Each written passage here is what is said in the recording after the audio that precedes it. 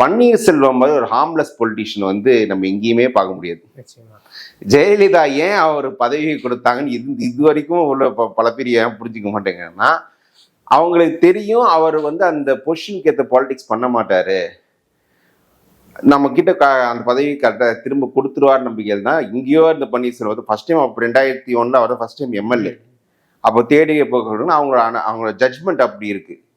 அப்படிப்பட்ட பன்னீர்செல்வத்தை விளக்கியது வந்து ஏற்கனவே முக்குளத்தோறும் எதிராக இருந்தாங்க தினகரன் சசிகலா விஷயத்துல 10% அவங்களுக்கு பாதிப்பே இல்லாட்டி 10% எங்களுக்கு பாதிப்புன்னு ஒரு சில செக்ஷன்ஸ் அவங்க ஏற்றுட்டு இருக்காங்க. தென் மாவட்டங்கள்ல நீங்க 21 கொஞ்சம் கம்மியான ரிசல்ட் தான். 21 ஜெயிச்சவங்க யாருன்னு முக்குளத்தோர் மந்திரிகள் ஜெயிச்சாங்க, மற்ற கேண்டிடேட்ஸ் பெருசா ஜெயிக்கல. டெல்டால ஃபுல்லா அகேன்ஸ்டா போயிடுச்சு.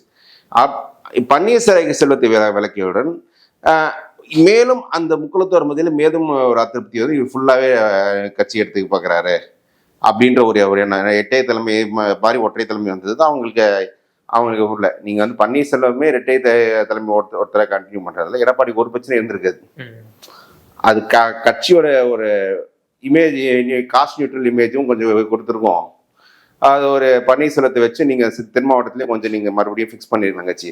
அது நடக்காம போச்சு.